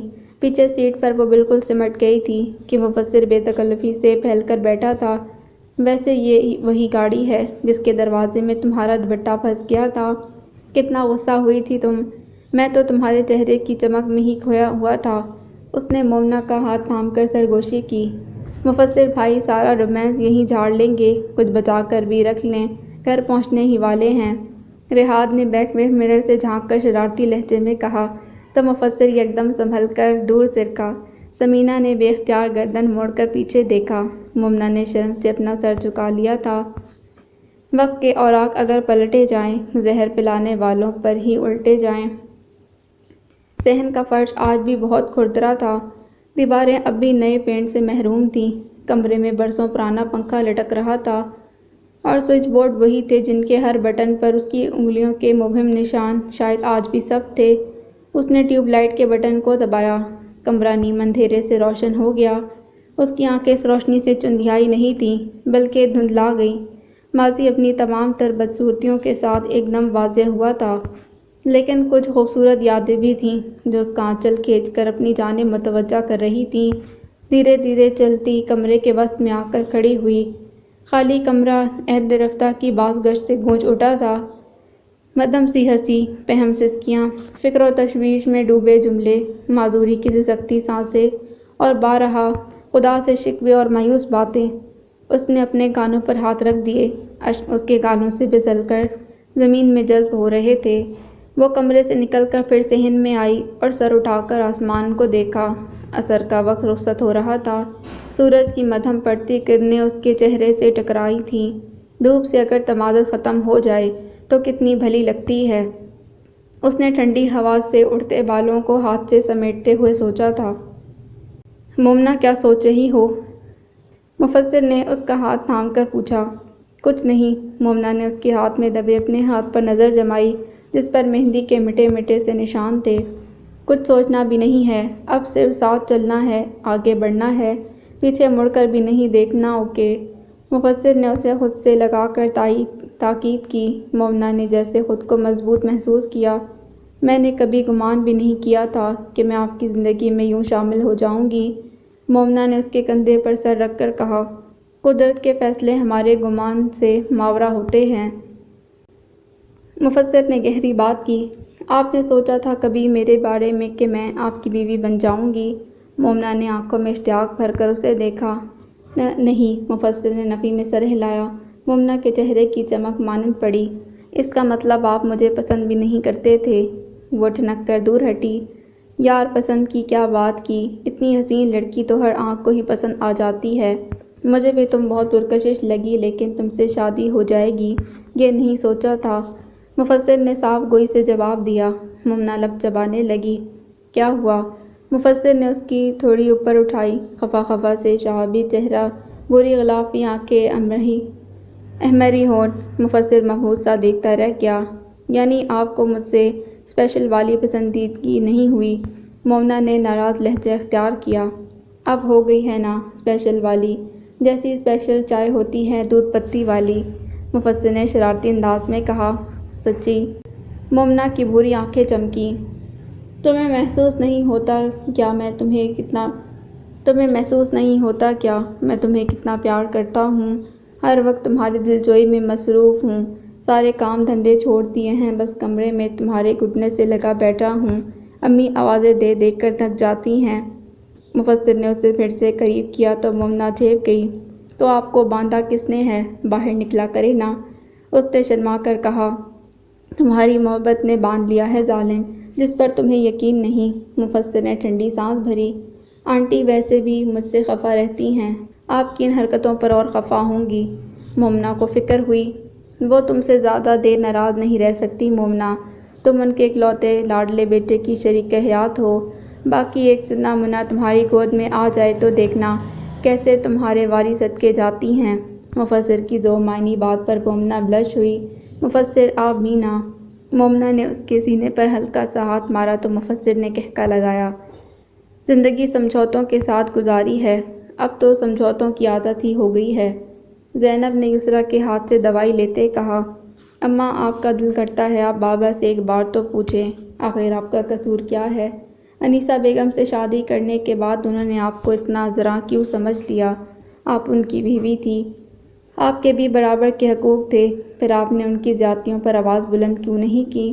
انیسہ بیگم کے کہنے میں آ کر انہوں نے آپ کو اوپر شفٹ کر دیا، اتنی تنگی میں رکھا، اس عورت کے کہنے پر آپ سے بات چیت بند کر دی، آپ پر ہر قسم کا ذہنی ٹارچر کیا، اپنے سگے بچوں کو نظر انداز کیا، انیسہ اور اس کے بچوں کو ہر معاملے میں ہم سے مقدم رکھا۔ یسریٰ نے گیلی آواز میں دل میں مچلتے برسوں پرانے سوال دہرائے۔ میں بہت مجبور ہو گئی تھی یسریٰ، وہ مجھے گھر سے نکال دینے کی دھمکیاں دیتا تھا، میں تم بچوں اور ایک معذور بچے کو لے کر کہاں جاتی، کہاں بھٹکتی، سوچ لیا تھا اگر کچھ سہنے سے میرے بچے کے سر پر باغ کی چھت برقرار رہتی ہے تو سہ لیتی ہوں۔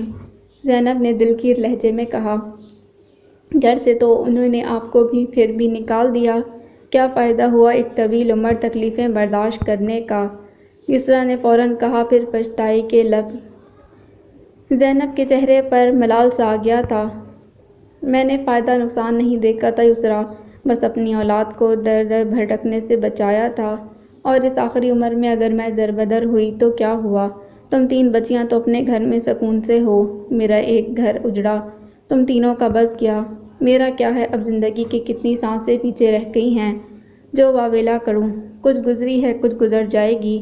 زینب نے سر تکیے پر ٹکا کر کہا، شکر ہے میری ہمنا بھی اپنے مقصد میں کامیاب ہو گئی، بہت شوق تھا اسے ڈاکٹر بننے کا، اللہ نے اس کا شوق پورا کیا، الحمدللہ آپ کی دعا سے MBBS کرنے کے بعد اس نے کمیشن کا امتحان بھی پاس کر لیا ہے۔ یسریٰ نے زینب کا ہاتھ تھام کر خوشی سے بتایا، اللہ کے بعد نواز نے جس طرح بڑا بیٹا بن کر اس کو سنبھالا، میڈیکل کی تعلیم دلوائی، میرے دل سے تو اس کے لیے دعائیں نکلتی ہیں۔ زینب نے محبت سے داماد کا ذکر کیا، آپ کی دعاؤں کی ہی ضرورت ہے اماں، بس کچھ مت سوچیں اور خوش رہیں۔ یسریٰ نے ان کو تشفیع دی، آج شام ہمنا کے امتحان پاس کرنے کی خوشی میں فیملی گیٹ ٹوگیدر رکھی ہے، آپ ابھی آرام کریں، پھر شام میں اٹھ کر تیار ہو جائیے گا۔ یسریٰ کہہ کر اٹھی تو زینب نے سر ہلا کر آنکھیں مون لیں۔ یسریٰ کے گھر کے خوبصورت لان میں اس شام بہار اتر آئی تھی۔ کشف، مہران اور ان کے 3 بچے، مومنہ، مفسر اور ان کے 2 بچے، پھر یسریٰ کے اپنے 4 شرارتی بچوں نے رونق بکھیر دی تھی، ہنسی کہکے باتیں شرارتیں سب چل رہا تھا۔ ہمنا پارٹی کوئین کی طرح ادھر ادھر اتراتی پھر رہی تھی، بھانجے بھانجیاں اس کے پیچھے تھے، لو جی ہماری چھوٹی بہنا اب آفیشیلی ڈاکٹر بن گئی، جاب بھی پکی والی ملی ہے، اب ہمارا علاج تو سمجھو مفت ہوگا۔ کشف نے بلند آواز سے کہا، بیگم آپ کا علاج تو نواز بھائی سے ویسے بھی مفت ہو رہا تھا۔ مہران نے ہنس کر بیوی کو چیڑا، ہاں مگر بہن کی تو بات الگ ہوتی ہے نا، جب بھی دل چاہے گا اسے فون کھڑکا کر میڈیسن پوچھ لوں گی، چاہے رات کے 3 ہی بجے ہوں، نواز بھائی کو تو ایسے تنگ نہیں کر سکتے۔ کشف نے توجہ پیش کی، رات کے 3 بجے، ارے نہیں نہیں، میں بہت گہری نیند سوتی ہوں آپی۔ ہمنا سن کر گھبرا گئی، ایک زبردست قہقہ پڑا، لو دیکھ لو اپنی بہن کا حال، مہران نے شرمندہ کیا، فون پر نہیں اٹھی تو گھر جا کر اٹھاؤں گی، بے فکر رہیں، کشف نے مطمئن انداز میں کہا، یعنی چھوڑنا نہیں ہے؟ مہران نے نعرہ لگایا، یہ ہماری فیملی ڈاکٹر ہے، اب اتنی قربانی تو دینی پڑے گی، کیوں؟ ہمنا، مومنہ نے بہن کو پیار سے اپنے ساتھ لگایا، یہ دیکھو منہ بنا رہی ہے، زبردستی کی فیملی ڈاکٹر۔ مفسر نے ہنس کر اشارہ کیا، کوئی نہیں ہماری بہن منہ بنا رہی، آپ خواہ مخواہ سے ٹونٹ مت کریں۔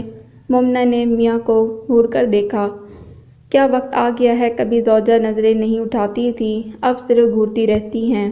مفسر نے مصنوعی آہ بھر کر کہا، اولڈ ہوتی میرج کے سائیڈ ایفیکٹس، مہران نے قہقہ لگاتے ہوئے کہا، وقت گزرنے کے ساتھ بیوی شیر اور میاں چوہا ہوتا جاتا ہے بھائیو۔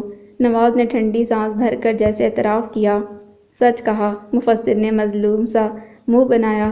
یہ تینوں بہنیں ایک دوسرے کو دیکھ کر ہنسنے لگیں، زینب ان کے درمیان بیٹھی سب کی باتوں سے لطف اندوز ہو رہی تھی، بیٹیوں کے ہنستے مسکراتے مطمئن چہرے اس کے دل میں خوشی بھر رہے تھے، اللہ نے ان کا نصیب بہت اچھا کیا تھا، بہت چاہنے اور عزت کرنے والے شریک حیات ملے تھے۔ زینب کو اور کیا چاہیے تھا، شاہراہ زندگی کے سارے کانٹے قدرت نے چن لیے تھے، اب تو صرف ہر طرف گلاب ہی گلاب بکھرے تھے۔ ہمنا کا اپائنٹمنٹ کراچی کے ایک گورنمنٹ ہسپتال میں ہوا تھا، اس نے کراچی سے ہی ہاسٹل میں رہ کر میڈیکل کی تعلیم حاصل کی تھی، یہ شہر اس کے لیے قطعاً اجنبی نہیں تھا۔ اب بھی وہ ایک دوست کے گھر پیئنگ گیسٹ کے طور پر رہ رہی تھی۔ اس کی ایک کلاس فیلو اس کے ساتھ ہی اپوائنٹ ہوئی تھی، دونوں ساتھ ہی اسپتال جایا کرتی تھیں۔ زینب اس کے دوسرے شہر رہنے پر تھوڑی فکر مند تھی، لیکن نواز نے اسے منا لیا تھا۔ بقول نواز ہمنا کے لیے لڑکا بھی کراچی کا ہی ڈھونڈیں گے تاکہ اسے شادی کے بعد بھی کوئی مشکل نہ ہو، لیکن ہمنا کا فی الحال شادی کرنے کا کوئی ارادہ نہ تھا۔ وہ جاب کے ساتھ ایک اور ڈگری بھی کر رہی تھی۔ سارا دن اس کا مصروف گزرتا۔ رات میں وہ ماں بہنوں سے ویڈیو کال پر گپ شپ لگا لیتی، پھر ویکنڈ پر حیدرآباد چلی آتی۔ زندگی اسی طرح پرسکون گزر رہی تھی کہ ایک دن اس سکون میں عجیب سی ہلچل مچ گئی۔ وہ بھی عام دنوں جیسا ایک دن تھا۔ وہ ہسپتال میں اپنی ڈیوٹی بھگتا کر اب سارا کے پاس آئی تاکہ وہ دونوں کہیں جا کر لنچ کر لیں، لیکن سارا کی مصروفیت حد سے سوا تھی۔ وہ دو منٹ رکو کہہ کر آدھے گھنٹے سے اپنے کام نپٹائے جا رہی تھی۔ ہمنا کی ڈیوٹی گائنی وارڈ میں تھی جبکہ سارا جنرل وارڈز کی طرف تھی۔ چلیں؟ اسے آتے دیکھ کر ہمنا نے پوچھا۔ ہاں بس 2 منٹ، ایک پیشنٹ کو چیک کرنا ہے، تم بھی آ جاؤ میرے ساتھ، پھر نکلتے ہیں۔ وہ عجلت میں کہتی نرس کے ساتھ آگے بڑھی تو ہمنا اسے دل میں کوستی پیچھے چلی۔ جنرل وارڈ میں داخل ہو کر وہ تیزی سے جانب بڑھی، ہمنا بھی اسی طرف آئی۔ سارا لحاف اوڑھے ہوئے ایک بوڑھے مریض پر جھک گئی۔ وہ بوڑھے مریض کی بازو کی نس ٹٹول رہی تھی، جسے ڈھونڈنے میں کافی دقت کا سامنا تھا۔ نرس انجیکشن تیار کر کے کھڑی تھی۔ ہمنا اس کی مدد کے خیال سے پاس آئی۔ وہ بوڑھا مریض بہت لاغر تھا۔ ہمنا نے اس کی کپات جیسا نرم ہاتھ ہاتھوں میں لیا اور اس کے کمزور چہرے پر نظر کی۔ یکایک زمین آسمان اس کی آنکھوں کے آگے گھوم گئے۔ یہ سفید داڑھی والا بے رونق چہرہ اس کے باپ ہاشم کا تھا۔ ہمنا نے بے یقینی سے اپنے باپ کو دیکھا، جن کی نیم باں آنکھوں میں شناسائی کی کوئی رمق نہیں تھی۔ سارا نے آخر نس ڈھونڈ کر انجیکشن لگا دیا اور نرس کو کچھ ہدایات دینے لگی۔ ان کو کیا بیماری ہے سارا؟ ہمنا نے ہاشم پر نظریں جمائے پوچھا۔ کوئی ایک بیماری ہو تو بتاؤں، سارا نے ان کا لحاف برابر کرتے کہا اور آگے بڑھی۔ ہمنا نے نہ چاہتے ہوئے بھی قدم بڑھائے۔ ان کو تشویشناک حد تک جگر کا مسئلہ ہے، sugar blood pressure high level تک بڑھی ہوئی ہے، فالج کا اٹیک بھی ہو چکا ہے، بایاں حصہ بالکل کام نہیں کر رہا۔ سارا کی بات پر ہمنا کا دل اچھل کر حلق میں آ گیا۔ اف خدایا! ہاں ہمنا، میرا دل انہیں دیکھ کر نہ جانے کیوں بہت دکھتا ہے۔ کوئی ان کو پوچھنے والا ہی نہیں۔ خدا معلوم ان کے وارث اتنے لاپرواہ کیوں ہیں۔ ہر کچھ ماہ بعد انہیں یہاں لا کر جیسے پھینک دیتے ہیں۔ یہ اکیلے پڑے رہتے ہیں، نہ کوئی پوچھنے والا، نہ عیادت کرنے والا۔ اس بار تو بڑی بری کنڈیشن میں لایا گیا۔ پیٹ میں پانی بھر گیا تھا۔ وہ ڈاکٹر اعجاز نے نکال دیا ہے۔ کل سے ان کی بیٹی کو کال کی ہوئی ہے، اپنا پیشنٹ لے جاؤ، کوئی آئے بھی نہ۔ مجھے تو ان پر ترس آتا ہے تو خصوصی توجہ دیتی ہوں۔ آج ہم بھی انسان ہیں، والدین تو ہمارے بھی ہیں۔ ان انکل جیسی بے رحم اولاد تو خدا کسی کو نہ دے۔ سارا نے دل سوزی سے کہا تو ہمنا کی آنکھیں جھرجھر بہنے لگیں۔ ارے تم تو ایموشنل ہی ہو گئی۔ لیٹس گو، اچھا سا لنچ کرتے ہیں۔ وہ ہمنا کے رونے پر پریشان ہوئی۔ نہیں سارا، میرے حلق سے اب لقمہ نہیں اترے گا۔ تم جانتی ہو یہ جو بستر پر بیمار پڑے ہیں، یہ میرے بابا ہیں۔ ہمنا نے انکشاف کیا تو سارا نے بے یقینی سے اسے دیکھا۔ ہاں سارا، یہ ہمارے ساتھ نہیں رہتے تھے، اپنی دوسری بیوی بچوں کے ساتھ تھے، اس نے روندی ہوئی آواز میں بتایا۔ اوہ اچھا، لیکن مجھے سمجھ نہیں آ رہی ان کا یہ حال کیسے ہوا؟ ان کی بیوی کہاں ہے؟ ہمنا نے کرب سے سوال کیا۔ وہ تو غالباً بیرون ملک اپنے بیٹے کے پاس ہے، سارا نے بتایا۔ بیرون ملک؟ اس نے بڑبڑا کر موبائل کان سے لگایا۔ ہیلو ڈاکٹر ہمنا، نواز نے فون ریسیو کر لیا۔ السلام علیکم نواز بھائی، آپ فوراً میرے پاس کراچی آئیں، ہمنا نے چھوٹتے ہی کہا۔ ارے ایسی کیا ایمرجنسی؟ تم ٹھیک تو ہو؟ نواز فکر مند ہوا۔ میں ٹھیک ہوں نواز بھائی، بس آپ آ جائیے، وہ بے تابی سے بولی۔ اوکے میں نکلتا ہوں، نواز نے کہہ کر فون کاٹ دیا۔ ہمنا نے فون پرس میں ڈالا اور اضطراب سے جنرل وارڈ کی طرف بڑھی۔ نواز نے ڈاکٹر اعجاز سے تمام کیس ہسٹری ڈسکس کر لی تھی۔ اس نے ہاشم کے حوالے سے کوئی اچھی امید ظاہر نہ کی تھی، پھر بھی نواز نے ہاشم کو فوری طور پر شہر کے سب سے اچھے پرائیویٹ ہاسپٹل میں شفٹ کر دیا۔ ہمنا نے سب بہنوں کو فون کیا، سب اسی وقت اپنے گھروں سے نکل پڑی۔ شام تک ہاشم کے کمرے میں اس کے بیڈ کے گرد فکر مند چہروں کا مجمع لگا تھا۔ اس کی بیٹیاں اپنے شوہروں کے ساتھ ان کے سامنے کھڑی تھیں۔ اپنے صحت مند اور روب والے باپ کو اس قدر ابتر حالت میں دیکھنا ان بہنوں کے لیے ایک اذیت ناک احساس تھا۔ وہ بے حد افسوس سے ہاشم کو دیکھ رہی تھیں۔ ان کو اس وقت اپنے ساتھ رواں رکھی گئی ہر زیادتی بھولی ہوئی تھی۔ یاد تھا تو بس اتنا کہ ان کا باپ بستر مرگ پر ہے۔ خواہش تھی تو یہ کہ وہ کسی طرح بھلا چنگا ہو جائے، دعا تھی تو یہ کہ لمبی زندگی پائے۔ ہاشم نے نیم آنکھوں سے ان سب چہروں کو دیکھا جو اس کے لیے بے چین اور بے قرار تھے۔ ہر چہرہ ایک کتاب تھا جس کے اوراق پر ہاشم نے نفرت کے قلم سے سطریں کھینچی تھیں۔ وہ اپنی لکھائی پہچان رہا تھا۔ بھلا کوئی اپنے ہاتھ کا لکھا بھی بھول سکتا ہے؟ وہ بھی نہیں بھولا تھا۔ بابا، میں مومنہ ہوں، آپ کے تیسرے نمبر والی بیٹی۔ ستھرے لباس والی اجلی صورت لڑکی ہاشم سے اپنا تعارف کروا رہی تھی۔ ہاشم نے آنکھیں سکیڑ کر دیکھا۔ ہاں، یہ وہی تھی جس کو بنا جہیز دیے گھر سے نکالا تھا۔ آج اپنی وضع قطع سے آسودہ حال لگتی تھی۔ اس کی آنکھوں سے آنسو جھلکے۔ بابا تو شاید ہمیں پہچان بھی نہیں رہے، مومنہ نے اداسی سے کہا۔ ہاشم نے اپنا نحیف ہاتھ اٹھا کر کچھ کہنا چاہا۔ جی بابا، مومنہ نے فوراً ان کا ہاتھ پکڑ لیا۔ یسریٰ نے رومال سے ہاشم کے منہ سے بہتی رال صاف کی۔ ہاشم نے بے بسی سے انہیں دیکھا۔ وہ اپنی بیٹیوں کو بتانا چاہتا تھا کہ وہ ان کو پہچانتا ہے، لیکن معذوری ایسی تھی کہ وہ کچھ بھی کہنے سے قاصر تھا۔ یہ مجبوری اور بے کسی کئی سالوں سے اس کے ساتھ تھی۔ ریٹائرمنٹ کے بعد اس کو مختلف بیماریوں نے اپنی لپیٹ میں لے لیا تو رفتہ رفتہ اس کے اپنوں نے اسے ایک پالتو سامان کی طرح ایک کمرے تک محدود کر دیا۔ حنان امریکہ چلا گیا، منال شادی کر کے دبئی چلی گئی تو گھر جیسے خالی خالی سا ہو گیا۔ انیسہ نے مشال کی شادی کر کے رمیز کو گھر داماد بنا لیا۔ پھر حنان نے امریکہ میں شادی کی تو اپنے بچوں کی دیکھ بھال کے لیے انیسہ کو بلوا لیا۔ انیسہ نے ہاشم کا بالکل بھی نہ سوچا اور امریکہ چلی گئی۔ اب مشال اور اس کے شوہر کے رحم و کرم پر ہاشم تھا۔ وہ دونوں اس کے وجود سے بیزار تھے۔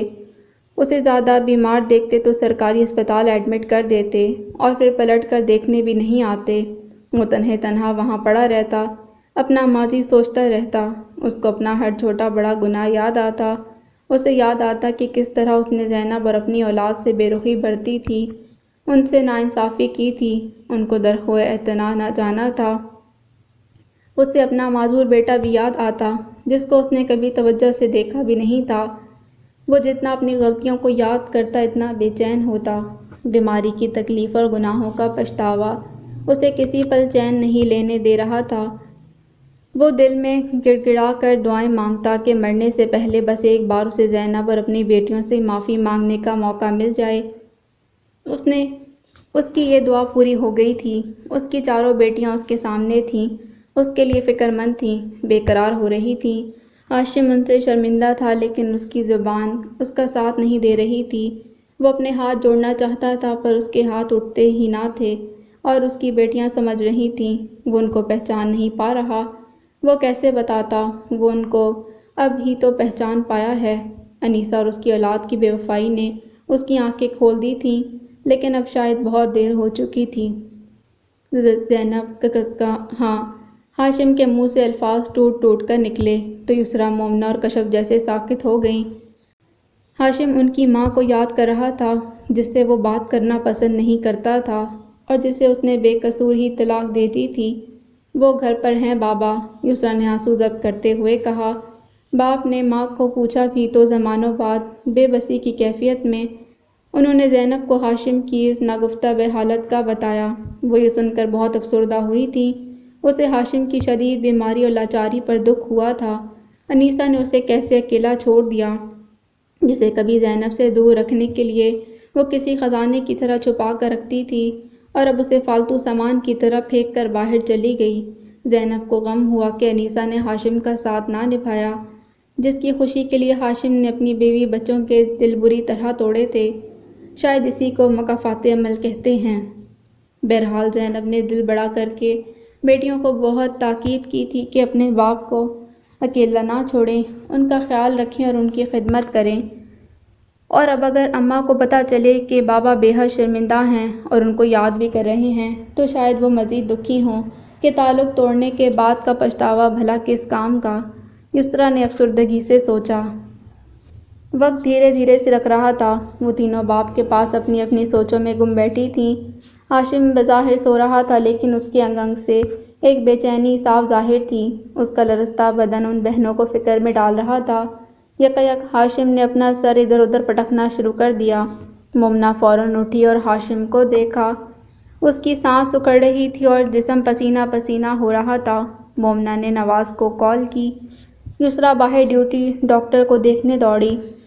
ڈاکٹر فوراً آیا تھا۔ ہمنہ بھی اس کے ساتھ اندر آئی۔ ہاتھ میں ہاشم کی میڈیسن تھی۔ باپ کی حالت دیکھ کر وہ حواس باختہ ہو گئی۔ فوراً طبی امداد دی جانے لگی۔ ہاشم کو جھٹکے لگنے شروع ہو گئے۔ ڈاکٹر نے اسے ایمرجنسی میں منتقل کرنے کا فیصلہ کیا لیکن تیسرے ہی جھٹکے میں اس کا وجود ساکت ہو گیا۔ ڈاکٹر نے اپنی سی کوشش کی پھر مایوس سا ہو گیا۔ ہمنہ سمجھ کر رونے لگی۔ کشف، مومنہ اور یسریٰ اپنی جگہ صدمے میں گھر گئیں۔ زندگی کتنی غیر یقینی ہے، مومنہ نے بھاری دل سے سوچا۔ مشال کو کال کر کے بلوایا گیا۔ وہ اپنے شوہر کے ساتھ آئی تھی۔ سرد انداز میں باپ کے سرہانے آ کر کھڑی ہوئی۔ یہ چاروں روتی رہیں۔ یہ بالکل خاموش کھڑی تھی۔ ان بہنوں نے بابا کی تجہیز و تدفین کی اجازت چاہی پر مشال راضی نہ ہوئی۔ مجبوراً ان کو مشال کے ساتھ اس کے گھر جانا پڑا جہاں بابا کی آخری رسومات ادا کی گئیں اور بابا کو وہیں پاس کے قبرستان میں سپرد خاک کر دیا گیا۔ واپسی کا سفر بہت خاموش اور اداس تھا۔ ایک ہی دن میں ان کو باپ سے ملنے کی خوشی بھی ہوئی اور ان کی دائمی جدائی کا غم بھی جھیلنا پڑا۔ آسمان پر ہلکا نارنجی رنگ پھیلا ہوا تھا۔ پرندے اپنی دن بھر کی پرواز کی تھکن پروں پر اٹھائے اپنے اپنے گھونسلے کی طرف محو سفر تھے۔ اسے بھی واپس اپنے گھر جانا تھا۔ یادوں کے سفر پر نکلے اسے کافی دیر ہو گئی تھی۔ اس کے احساس کے پر بھی تھکن سے بوجھل ہو رہے تھے۔ ماضی کے اچھے برے لمحات کو انسان ذہن میں دہرا ضرور سکتا ہے پر ان لمحات میں سانس نہیں لے سکتا۔ جینا تو اس سے حال ہی میں پڑتا ہے۔ ہمنہ نے اپنی گیلی آنکھیں آنچل سے صاف کرتے سوچا اور صحن پار کر کے لکڑی کے سال خوردہ دروازے تک آئی اور دھیرے دھیرے سیڑھیاں اترنے لگی۔ ہمنہ باجی، آپ نے اپنا سابقہ گھر دیکھ لیا؟ میزبان لڑکا نیچے گیٹ پر ہی کھڑا تھا۔ ہمنہ نے سر ہلا دیا۔ آپ اس گھر کا نچلے والا پورشن بھی گھوم لیں، اس نے خوش دلی سے آفر کی۔ جی نہیں شکریہ، ہمنہ نے فوراً انکار کیا اور گیٹ سے باہر نکل آئی۔ پھر رکی اور پیچھے پلٹی، ایک بھرپور نظر اس 2 منزلہ گھر پر ڈالی اور تیز تیز قدم بڑھاتی اپنی گاڑی کی طرف آ کر دروازہ کھولا۔ ڈرائیونگ سیٹ پر بیٹھ کر کار سٹارٹ کر دی۔ ماضی کا تکلیف دہ سفر تمام ہوا اور اب اسے اپنے حال کی طرف لوٹنا تھا، حال جو خوشگوار بھی تھا اور پرسکون بھی۔ ختم شد۔ So this was the end of من آئینہ سازم۔ امید کرتی ہوں یہ کہانی آپ کو بہت پسند آئی ہوگی۔ اگر آپ کو یہ کہانی پسند آئی ہے تو پلیز میرے چینل کو سبسکرائب کریں، اس ویڈیو کو لائک کریں۔ ملتے ہیں ایک نئی کہانی کے ساتھ۔ اللہ حافظ۔